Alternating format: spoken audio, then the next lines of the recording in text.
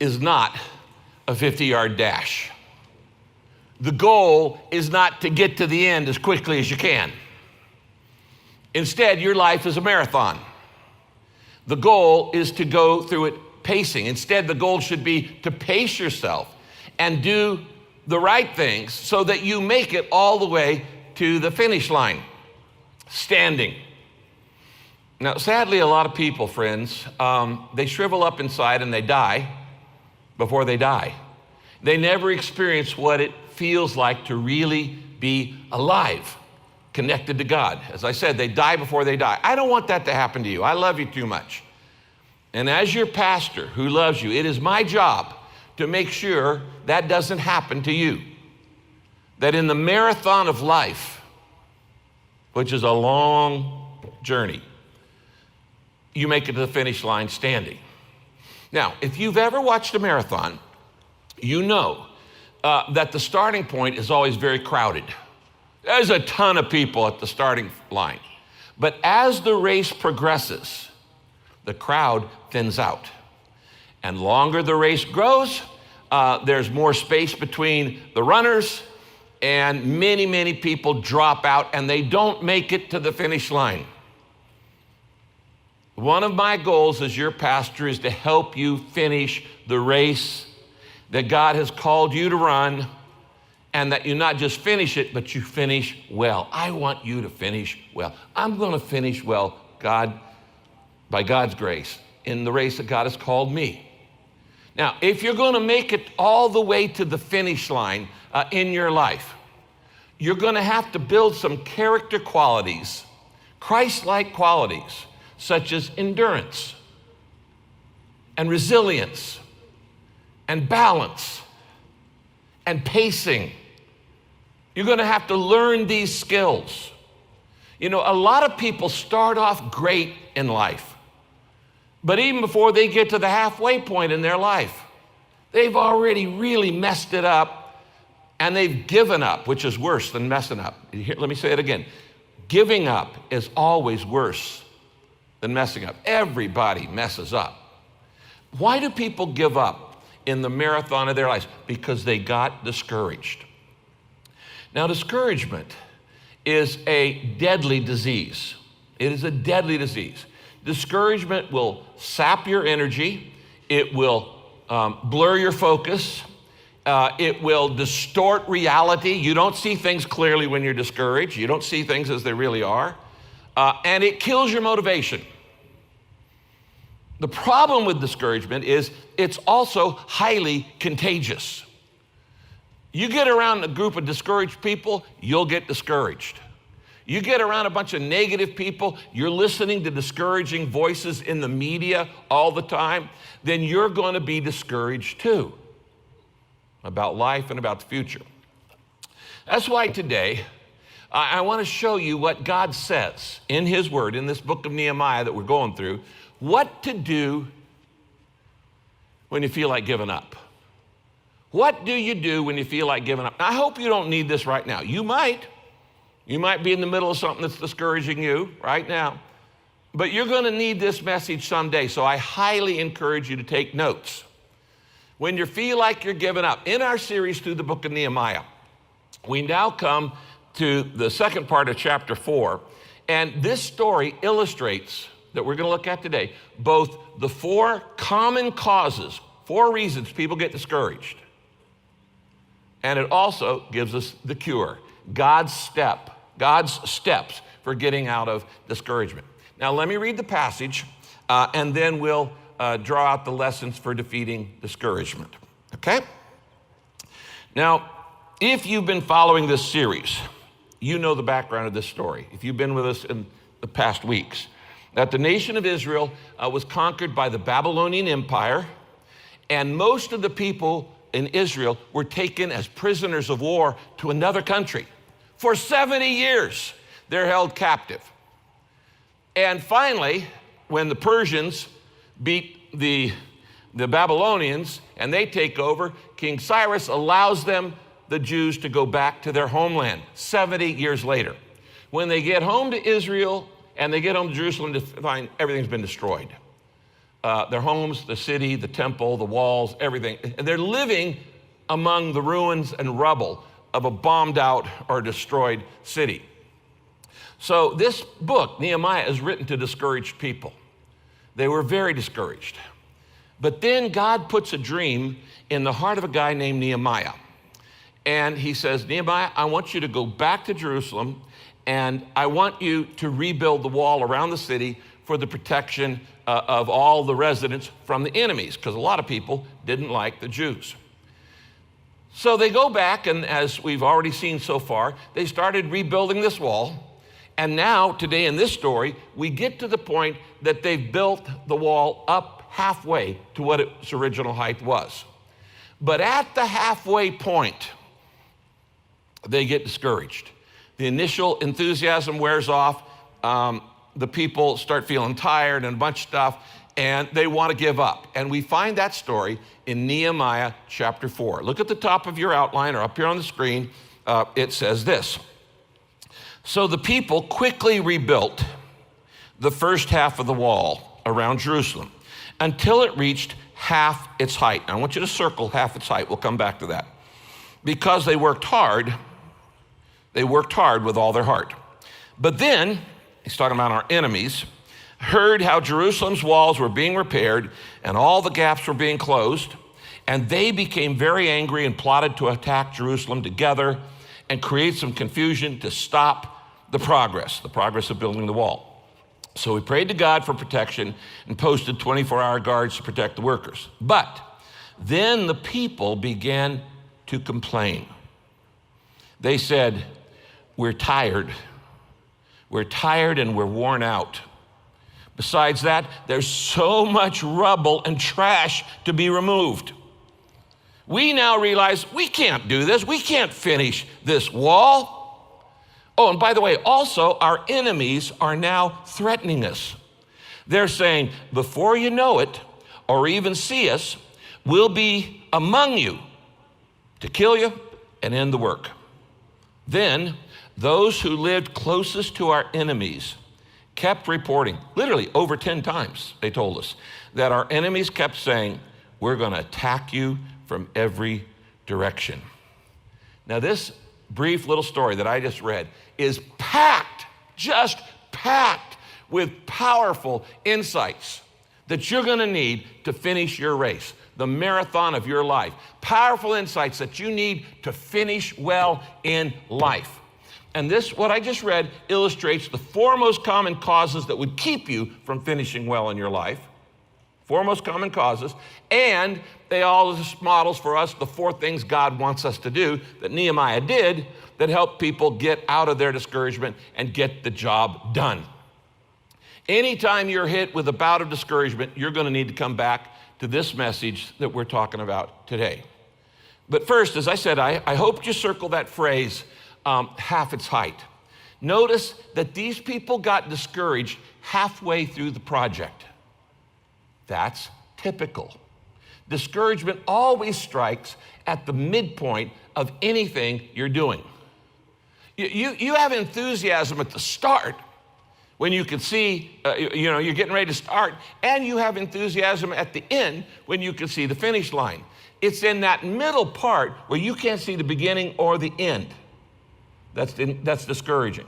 That's true in life, it's true in your career, it's true in parenting, it's true in marriage, and any other. When you're halfway up a mountain, you go, do I really want to go all the way to the top? I'm tired already, and then I got to come back down. If you're halfway through the school year as a teacher or a student, if you're halfway through your marriage, if you're in the middle of anything, that's when you're most likely to get discouraged. Not at the beginning. You got a lot of enthusiasm the first day of a diet. Okay? There's no more false hope than the first day of a diet. Okay? And you actually feel pretty good when you can see the end. Look, I'm only 5 pounds away. It's in the middle part that you get discouraged. Now, if you're in the middle of anything right now, it would not surprise me if you felt like giving up. They don't call it the midlife crisis for nothing. Not the beginning, it's not at the end, it's in the middle. So let's look at the 4 things that typically discourage you and then see God's cures for your discouragement in Nehemiah, all right? Here we go. Number 1, the most common reason that you get discouraged is this. Write it down. Fatigue. Fatigue. The number 1 cause of discouragement is emotional or physical exhaustion. You simply run out of energy. Notice verse 11. Then the people of Judah began to complain that the workers were becoming tired. Circle that word, tired. Fatigue is the first cause of discouragement. You don't think straight when you're tired, when you haven't slept, when you're worn out, when you're weary, when you're wasted. Rebuilding anything, of course, is exhausting. It's harder than building. Rebuilding is harder than building. These wall builders had worked hard on the first half of the project, but now they're weary, and they're worn, and they're worn out, and they're worn down. I love this. This verse, actually in the Message paraphrase, he translates the word, they were pooped. Probably the first time pooped is in the Bible, there in that verse right there. They were pooped. Now, friends, if you don't get anything else, get this. Sometime the most spiritual thing you can do is get in bed and go to sleep. You just need the rest. You need the rest because fatigue will make you discouraged. All right? Studies tell us that Americans are the most sleep-deprived people on the planet. And that wouldn't surprise me if that's probably true for much of the developed world. Vince Lombardi said, fatigue makes cowards of all of us. Have you noticed how much better things look after you've had a good night's sleep? Your problems just don't seem as bad when you've had some sleep. Now, look at these verses. Look at this next verse here. It says in Deuteronomy chapter 25, verse 18, never forget how the Amalekites attacked you when you were, read it with me, exhausted and weary. And they struck down those who began to lag behind. Okay? This is a spiritual principle here. You're attacked when you're exhausted and weary. You get struck down when you start lagging behind. Why? Because you're tired. You're worn out. Now, I want everybody to write this down. Write this down. Expect attacks anytime I'm exhausted. I'm just giving you some fatherly, brotherly advice. Expect attacks anytime I'm exhausted. That's what happened here. The people got worn out. Now, it may be an attack of doubt when you're tired. You are more vulnerable to temptation when you're tired. It may be an attack of temptation. It may be an attack of anger. You get more irritable when you're tired. It may be an attack of discouragement. It may be an attack of self-pity. Everybody hates me. Nobody loves me. I'm going to go eat worms. Poor me. You have a pity party for me, myself, and I, and you're the only person you invite to it. What I'm saying is that you need to be aware that fatigue makes you vulnerable to discouragement. Okay, second cause, frustration. Frustration is the second major cause of discouragement, and we see that in the next verse. When you can't seem to get ahead, when the project that you're working on is more complex than you thought it was going to be, when the stakes are longer and higher than you expected, and it takes longer, and when you have problems that you can't solve, when you feel like you're always behind and you can never catch up. Have you ever felt like that? Yeah? Yeah. Anybody identifying with what this 5 or 6 things I just said? Yeah. Well, when you get that kind of frustration in your life, you're going to be a sucker for discouragement, fatigue, and frustration.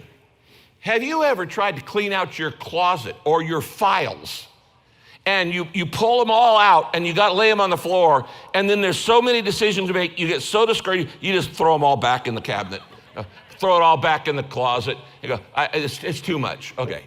You get so frustrated just trying to decide, do I keep it, do I toss it? Okay, you know, years ago, the foundation of our home cracked. And we had to tear down literally much of our house. One of our walls was actually coming loose from the roof and from the foundation. And we had to tear down much of the house and rebuild it, and it took a year to rebuild that. Now, that was not frustrating to me just because it took that long, but it was also frustrating to me because of all the piles of trash and junk that piled up everywhere during the rebuilding time. There were broken bricks everywhere, along with broken pipes everywhere, and pieces of lumber everywhere, and broken wires and things just lined up, and a permanent porta potty proudly stationed by our mailbox for 1 year. So every time you went out to the mailbox, you got the Miraloma aroma, okay? Of cows in the field or whatever. The fact is, anytime you rebuild something, friends, you're going to have debris. Anytime you rebuild, there's going to be rubble, rubbish, trash, debris. And debris in your life causes discouragement. It happens in this story. Look at the next verse, verse 10. It says, now, in addition to the fact that everybody was tired, it says in verse 10, the second part, besides that, there was so much rubble and trash to be removed. So they're all discouraged by the pile of broken stuff laying around them. Rubble in your life will discourage you. I'm just telling you right now. So, what's the rubble in my life? Write this down. Rubble is the broken stuff I keep tripping over. Rubble is the broken stuff in my life that I keep tripping over. There's physical rubble, bricks and trash and broken stuff, but there's also emotional rubble, relational rubble, financial rubble, bad rubble from decisions that were bad in my life. Rubble will always be a part of your life. Why? Because in a world where everything is broken, and everything on this planet is broken, you can't avoid rubble. Now, this kind of stuff is what causes frustration. You get too much rubble in your life, you get frustrated. Unmanaged rubble wastes your time. Unmanaged rubble zaps your energy. Unmanaged rubble keeps you from moving forward. Unmanaged rubble in your life causes conflict. Unmanaged rubble not only frustrates you, the broken stuff in your life that you keep tripping over, it not only frustrates you, it frustrates everybody else too. This was the second reason. Besides that, there was so much rubble and trash to be removed. Remember, they're living in ruins, and they're going, we're never going to get this place cleaned up. We're never going to get it organized. We're not even going to. Now, what they don't realize is that God builds the wall from the rubble in our life. They're literally taking the broken pieces and putting them back together and making the wall. And the stuff that you trip over is often the stuff that God wants to build your life with. So let me give you right now, I know I didn't give my space on the outline. Let me give you 3 rules of rubble removal in your life. Here's the first one. I must continually clean it out of my life. I must continually be vigilantly be on guard to clean out the broken stuff in my life that keeps tripping me up. It's a never-ending task. You will never clear out all the rubble in your life until you get to heaven. But it's one of the things God wants you to do. I have to continually be vigilantly cleaning out the broken things in my life, or I'm going to trip all over them, and I'm not going to make it to the finish line. Second rule of rubble removal is if I don't deal with it, it'll take over my life. Your weaknesses are not just weaknesses. They are the thing that will keep you from God's purpose in your life if you let them. I don't know if you've noticed this or not, but I'll give you a little secret. I have discovered that trash multiplies when you're not watching. Have you noticed that? Where'd that pile come from? You don't even, trash multiplies when you're not looking. What is rubble? Rubble is a sign that you're neglecting something. when the dishes pile up or the clothes pile up or anything else piles up, magazines pile up, it means you're neglecting something. So I got to continue to clean it out of my life, and if I don't deal with it, it'll take over my life. The third rule is that this is important, I can't always see my rubble, but others do. Hello. You can't always see the broken stuff in your life that keeps tripping you up, but everybody else can see it. That's why we need each other. I have rubble in my life. I don't even know that it's rubble. I might think it's a trophy, or valuable property. No. So if I can't always see the rubble in my life, but everybody else can, it just means I need to be humble about the broken places in my life, and so do you.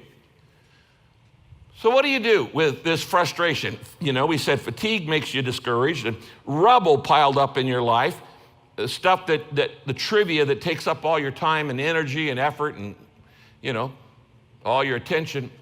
When you're frustrated by rubble, pray this next verse, Psalm 25, verse 16. It says this, "Come, Lord, and show me your mercy.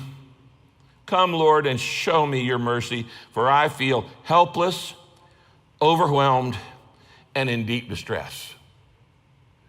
That might be a verse you put on a card and memorize, because you may not need it now, but you will at some point. Help me, show me your mercy, for I feel helpless, overwhelmed, and in deep distress. Now, there's a third common cause of discouragement, and here it is. Fatigue, frustration. The third cause is feeling that I'm failing. Feeling that I am failing. When you allow the feeling of failure to well up in your life, you're going to get discouraged. This is the third thing that caused them to get discouraged in Nehemiah's story. It's the third thing that's going to happen in your life. What does it mean when I feel that I'm failing? Well, it's that sensation that I've bitten off more than I could chew. That this project that I have accepted is going to take me down. When you feel like you're failing, you throw up your hands and you say, maybe secretly, I can't take this anymore. I can't do this anymore. That is a feeling that I'm failing. Now, at the halfway point, when they're building, they're tired, there's rubble, and then the third thing, it says in verse 10, the third part of the verse, we now realize, this is the workers, that we cannot, not will not, cannot finish this wall. What are they doing? They're feeling like failures. They're feeling incompetent. They're feeling like we should have never even started this project. They felt defeated. In fact, the New American Bible says, we'll never be able to finish it. The person who says I can and the person who says I can't, they're both right. Because if you say I can't do it, guess what? You can't. But they're feeling defeated, and they're probably feeling ashamed. There's probably a little bit of shame mixed in here. We started this project so well to build the wall around Jerusalem, and now we're tired and we're worn out, and there's so much junk around everywhere that it's just too crowded and too complex, and there's no way we're going to get this thing done. What happened? They got the feeling of failure, feeling like they're failure. What happened? Well, because rebuilding the city wall was taking longer than they expected. So what happened? They lost their confidence and they doubted their competence. They lost their confidence and they doubted their competence. And they said, who were we to think we could do this project? Who are we to even attempt this dream? That's probably going to happen to you at some point in your life. You got a great dream, and at some point, the devil whispers in your ear, who do you think you are attempting to do this? Wrong question. You should build your life not on what you think you can do, but what you think God can do. You let the size of your God determine the size of your goal. It's not about, do you think I would have tried to do all things I've tried to do in life because I was depending on me? Not a chance. In my flesh there dwelleth no good thing. I know that I can't do certain things. Jesus said, apart from me, you can do nothing. So that's pretty clear. Now, how do you react when your plans take longer than expected? When what you thought was going to be done real quickly, when you have a project and you go, man, this is taking me a long time to get through school. This is taking me a long time to get this thing built. This is taking me, what do? Do you give in to self-pity? Do you start complaining? You start blaming other people?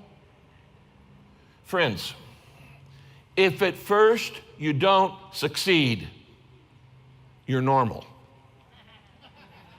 You're normal, okay? Nobody succeeds at first. The only way you actually succeed in life is by failing a bunch and learning what doesn't work. Failure is the stepping stone to success. Nobody ever succeeds without having failures. I don't care if you're Steve Jobs or anybody. Here's the difference between successful and unsuccessful people. Successful people see failure as a temporary setback. Unsuccessful people see it as a mark on their character. Well, I'm a failure. No, nobody succeeds at everything. Nobody has an unbroken record of success. So the feeling of failure will cause discouragement. Here's the fourth common discouragement cause: fear. Fear. So we've got fatigue, we've got frustration, we've got failure, and now we've got fear. Now, last week, we learned in that message on criticism and ridicule and insults that there were people who were enemies who didn't want to rebuild the wall. They didn't want it rebuilt. And so the enemies of the rebuilding of the wall, it says first they criticized them. Remember that? They just criticized the plan. And then they ridiculed the builders. We looked at that last week. How do you deal with ridicule and insults? They ridiculed the builders. Now, this week, they've moved to threatening. They're actually threatening bodily violence. And that's verse 11. Here's the fourth reason they got discouraged. Also, our enemies are now threatening us. And they're saying, before you know it, or even see us, we'll be among you to kill you and end your work. We're going to be stealth. We're going to slip up behind you while you're working on the wall. We're going to stab you in the back. Now, that's a legitimate reason to be discouraged. You might die if you keep up on this project, okay? But they didn't actually need to do this because they just scared them and the fear worked. The fear caused them to stop the work. He scared them. Fear always discourages you. Now, I want you to notice who got discouraged first. Look at the next verse, verse 12. Then those who lived closest to the enemies kept reporting over 10 times. They're gossiping this bad news, reporting over 10 times that our enemies kept saying, we're going to attack you from every direction. Now, circle the phrase, those who lived closest. They are the source of the fear. If you hang out with negative people and you consistently listen to them, like negative media all the time, you're going to become, friend, a fearful person. Some of you, the best thing you could do is just turn off the media. It's making you a fearful person, a frightened person, a negative person, a scared person. There's a lot of good in the world, but you don't see it if all you're getting is negative all the time. I wonder what secret fear is discouraging you right now. So, you probably have already figured out one or more of these have been a problem in your life. Fatigue, frustration from rubble, failure, feeling of failure. I can't do this. I can't do it anymore. And fear. How do I defeat these common enemies that create discouragement in my life? You do what Nehemiah did. And Nehemiah did 4 things that I want you to start working on this week and for the rest of summer. All right? Here they are. Let's get right into it. The four things that you can do to start defeating discouragement and even being prescriptive, preventative in discouragement that can come. Here's the first thing you do.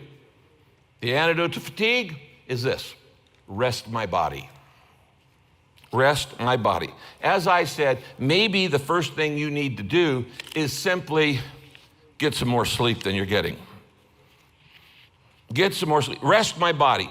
Psalm 119:73. You made my body, Lord. Now give me sense to heed your laws. Do you realize that regular rest is so important? God put it in the Big Ten, the 10 Commandments. Rest is in the 10 Commandments. It's right up there with don't murder anybody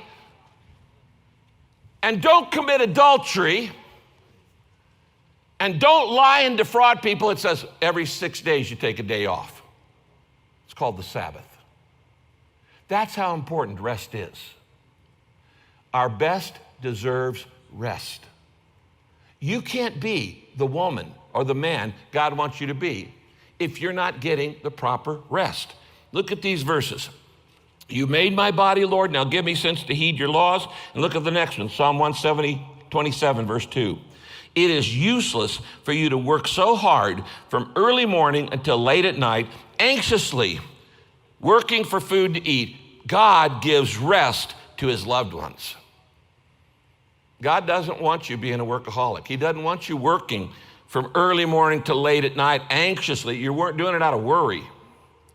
He says, God wants you to get your proper rest. You know, there's a story in 1 Kings chapter 19 about this guy named Elijah, a prophet. And he had just had this big God contest with pagan leaders and atheists and idolaters and stuff like that. And he just spent all of his emotional energy. And he hears that the queen is upset with him, and he runs away and goes and hides in a cave. And he's so down, and he's so discouraged, and he's so depressed, and he is the classic case of burnout. He's a classic case of burnout, Elijah. In fact, he's so discouraged that he asked God to kill him. He's one of the 3 guys in the Bible who actually prayed, God, just kill me. I want to go on to heaven. And God's answer to Elijah's depression and discouragement was he fed him some food and he let him go to sleep. And then he woke him up and he fed him some more and he sent him back to sleep. Eat and sleep, eat and sleep, eat and sleep. That might be a good model for some of you. As I said, sometimes the most spiritual thing you can do is just go to bed and get some rest. Rest my body. Number 2, second thing Nehemiah did was, I need to reinforce my weak areas. I need to reinforce my weak areas. What does that mean? It means you honestly assess where you are most vulnerable. Discover, what is the rubble in my life? What is the weakness in my life? What's the low point in my life? Where am I most vulnerable? Am I more vulnerable to anger? Am I more vulnerable to pride? Am I more vulnerable to lust? Am I more vulnerable to a compulsion? You need to know what works, what the devil uses to work on you. What's your fundamental sin? What's your fundamental temptation? You need to reinforce your weak areas. Now, the Bible says this in Nehemiah 4:13. Here's what Nehemiah did. So, he heard that they were going to be attacked and they were threatening violence. So, I stationed armed guards at the most vulnerable points. Circle vulnerable points. I stationed armed guards at the most vulnerable points of the wall, and not just the vulnerable points, at the most exposed places. Circle that. I assigned people by families to protect each other with their swords and their spears and their bows. Now, notice what he does here. He checks out. How does he know what are the low spaces? What are the vulnerable spots? He's been there. He's done his homework. He knows where the city's vulnerable. He knows where the exposed parts are. Do you know what's most exposed in your life? That Satan can just ram you. And he wins every time because it's just an exposed area. He wins and he gets you and he goes, got her again. Got him again. Do you know where you're most vulnerable? This is the thing. You got to reinforce your weak areas, but before you can reinforce them, you got to know where they are. Now, notice here, Nehemiah doesn't give up on the goal. It says, he doesn't, when everybody gets discouraged, he doesn't say, oh, you're right, guys, we should have never even tried this. Let's just all go home and have a TV dinner and, watch the late night talk shows. No, he goes to work. He says, we're just going to do it differently. We're going to reorganize. We're going to reorder. We're going to do a new strategy. When you have a goal, you have a dream, you have a desire, and you're going after it, you are going to have opposition, and you are going to have people who oppose you, and you're going to have discouragement and doubt and difficulty and even dead ends. You need to understand this. Discouragement doesn't mean that you're doing the wrong thing, but it may mean you're doing it in the wrong way.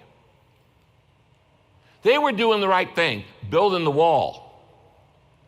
They were just doing it the wrong way. And a lot of times when we get discouraged, we think, I'm doing the wrong thing. No, you're doing the right thing.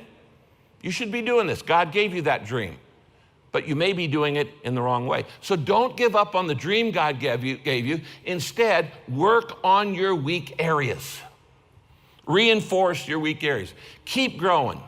Reorganize and reorder where you need to reorganize, reorder, and where you need to keep going. Are you deep in debt? Reorganize your budget. Are you out of shape? Reorder your lifestyle and your eating patterns. Are you overstressed? Reorganize your time. You may need to eliminate some things in your life. You may need to eliminate some things in your schedule. You may need to clean out the rubble, the clutter, the trivial time wasters, and simplify. Now, notice here, there's an important point.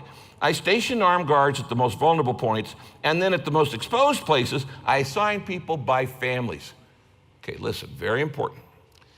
If you're going to make it to the finish line in your life, in the marathon of your life, you're going to finish well, you're going to need support. I posted them by families. You need support. The easiest thing in the world for Satan to do is to discourage a Lone Ranger Christian who isn't connected to a small group. If you're not in a small group, or you've stopped going to your small group, or you stopped meeting, you are more vulnerable than you realize. You need other people in your life. You're not going to make it. Satan is too smart. It's easy to pick off a single person. It's difficult when you got other people in a small group supporting you. Get back in your small group now. We don't have to wear masks if you're vaccinated. Start meeting instantly. Here's next verse is a great post-COVID verse. Hebrews 4:25. Some people have gotten out of the habit of meeting with other believers. Well, duh, for a year and a half we couldn't do it. Some people have gotten out of the habit of meeting with other believers, but we must not do that. Instead, we should keep on encouraging, circle that word, each other. What's the antidote of discouragement? Encouragement. Where do you get encouragement? In your small group. The antidote to discouragement is encouragement. Where do you get encouragement? In meeting with other believers. So get back in the habit. Start it this week. Get your group or start a new group, whatever. Now, you may be discouraged because you're trying to handle everything by yourself. When people come up to me and they start telling me their problem and they say, I just feel it's overwhelming. My first question is always, are you in a small group? Are you in a small group? God never meant for you to go through life on your own. God never meant for you to run your marathon by yourself. So I rest my body, I reinforce my weak areas. Here's the third thing that Nehemiah did. Refocus on God. Refocus on God. And I love what Nehemiah says in verse 14, because he knows that one of the problems, one of the causes of their discouragement is fear. And so in Nehemiah 4:14, he says this. I love this New Jerusalem Bible. Aware of their anxiety, I stood up and said to the nobles and the officials and the rest of the people, do not be afraid of the enemy. Instead, he's saying, remember the Lord, who is great and awe-inspiring. Now, what is Nehemiah doing here? He's saying, get your mind off whatever is discouraging you and remember what God is like. Refocus on God. He says, remember the Lord. What am I supposed to, when I'm discouraged, what am I supposed to remember about the Lord? Well, you could remember his faithfulness, how he's always helped you through everything. You can remember his goodness.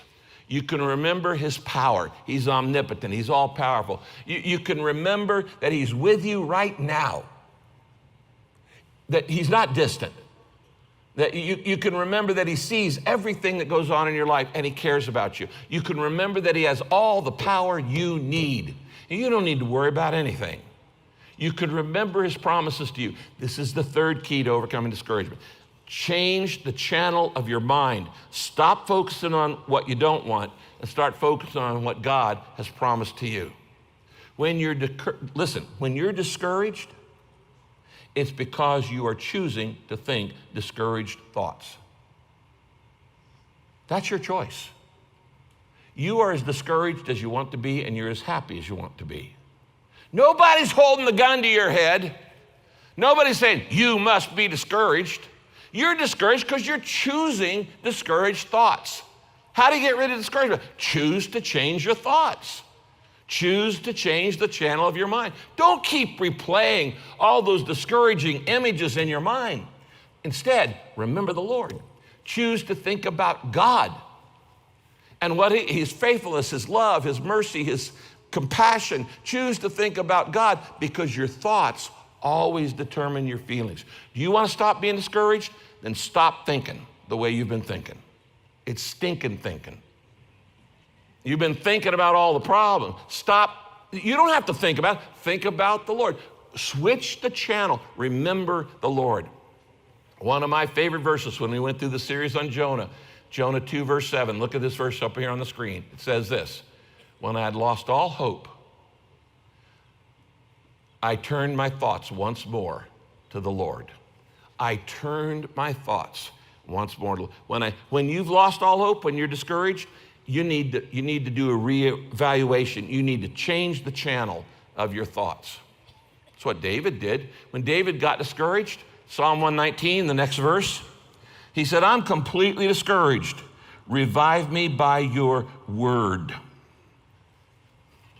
Stop watching, as I said, all the negative stuff and get back into this book. You're spending more time listening to other people than you're listening to God. God will always tell you the truth. People won't. Rest my body, reinforce my weak areas, refocus on God when I'm feeling down, when I'm feeling discouraged, when I'm at the midpoint, have a midlife crisis, or this is the middle of 2021. We're right at the halfway point. June, halfway through the year. Have you gotten done everything you wanted to do? Have you noticed this year went faster than last year? Hello. Last year creeped, this one zoomed by. Reinforce my weak areas, refocus on God. And finally, here's the fourth thing Nehemiah did. Resist. Resist the discouragement. Don't you dare, friend, give in without a fight. Fight back. Fight back against your discouragement. Fight back against the devil. Fight back against those who want to discourage you. Discouragement is a choice.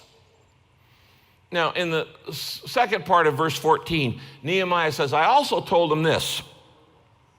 He said, you must fight. Circle that. You must fight. That's resist the discouragement. Fight for your brothers and your sons and your daughters and your wives and your home. You will never defeat discouragement by being passive. You have to fight it.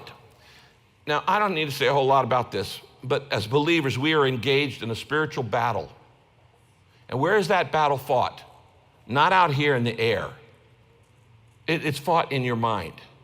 And Satan's two favorite weapons in the battle for your mind are, number one, discouragement, and number two, distraction.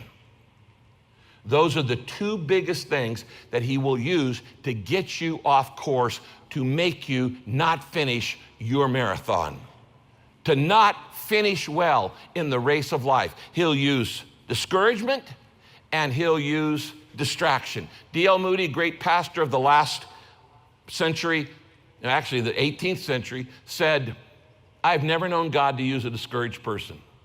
When you get discouraged, you get set on the shelf. And so discouragement, distractions, he's going to use both these, try it in your mind, but you can choose to refuse. Did you hear me? You can choose to refuse the discouragement. I give you permission to not believe every thought you have. Because some of the thoughts you have, as I said, they're stinking thinking, they're wrong. Not everything you tell yourself is true. Not everything that Satan puts in your mind is true. So I'm giving you permission to not believe those discouraging thoughts. This is the difference between ordinary people and great people. Great people never give up. They never give up. They keep on in the marathon of life, even when they're fatigued, even when they're frustrated, even when they feel like failures, and even when they're fearful. You know, in the second year of this church, 1981, I went through an entire year of depression. The entire year, I was discouraged and depressed. And I was having these brain problems that I've had all my life, but they were really bad. And I was filled with frustration and fear and fatigue and a feeling of failure. My goal was not, God, build a great church. My goal was, God, can I put one foot in front of the other? And I would come and teach on Sunday and go home and get in bed and basically sleep through Monday. I was a basket case. I really wasn't a good leader. And you know what kept me going during that year of depression and discouragement? As I would finish the sermon I was going to preach on Sunday, sometime about Saturday morning. And every Saturday afternoon, for most of that year, I would get in the car and drive myself down to Laguna Beach, where that bocce ball areas, the cliffs are, that the old folks play bocce ball. And I would sit there and I would watch the waves for a couple hours, and it would just calm me down, and it allowed me to pray and to fight the fatigue and the frustration and the failure, sense of failure, and the fears. And in that year, I was sitting there watching the beach at Laguna Beach every Saturday afternoon. I learned something, that the tide goes out, but it always comes back in. The tide goes out, but it always comes back in. When the tide is out, the beach is ugly. It reveals all kinds of junk and driftwood and stuff. It doesn't look very good when the tide's out, but it always comes back in. Right now, the tide may be out in your life. We've just been through a horrendous year and a half with COVID. And I'm sure right now that many of you listening to me are just barely holding on. It's been a rough year. And I want to tell you, don't give up. Don't you dare give up. Hold on. In my office, there is a plaque on the wall that is written in Hebrew. So nobody knows what it says, except the people who read Hebrew. And what it says is, this too shall pass. The tough stuff that you're going through, it didn't come to stay. It came to pass. It's not going to last. COVID's not going to last. The problem's not going to last. So don't give up on God. Don't give up on your marriage. Don't give up on your church. Don't give up on your dream. Don't give up. You might need to change the way you're doing something. You might be doing the right thing in the wrong way, but don't give up.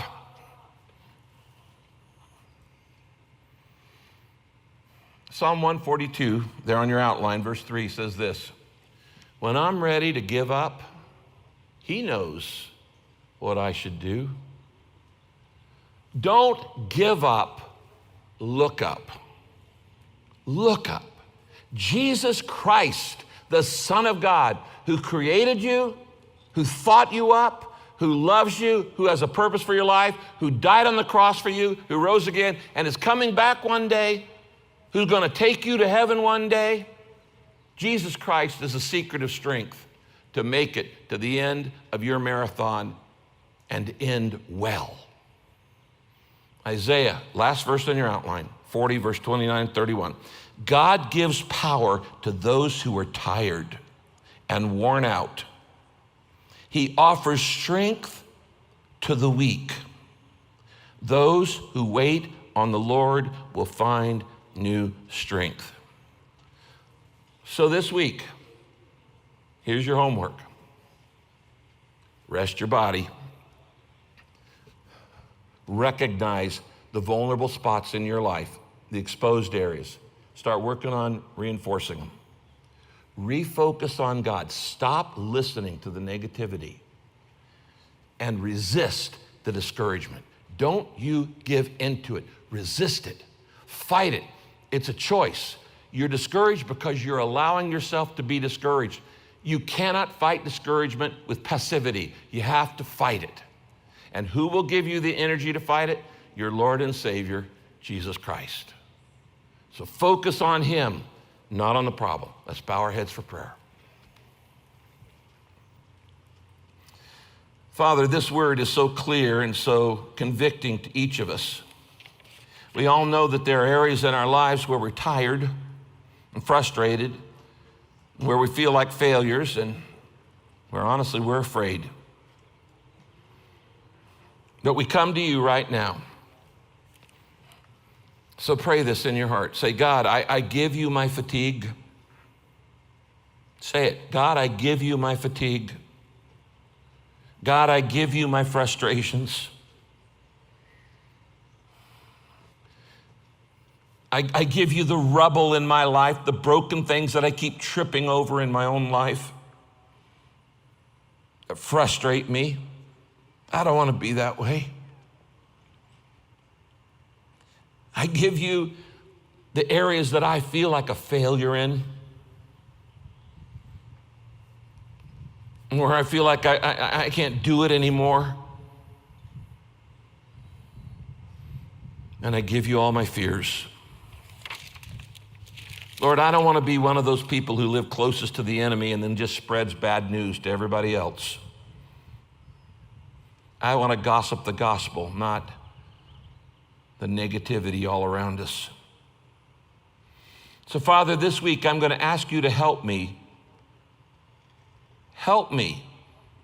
You made my body, Lord. Now give me the sense to heed your laws. Help me to rest my body. Help me, Lord, to reinforce my weak areas. And Lord, I have gotten out of the habit of meeting together with other believers.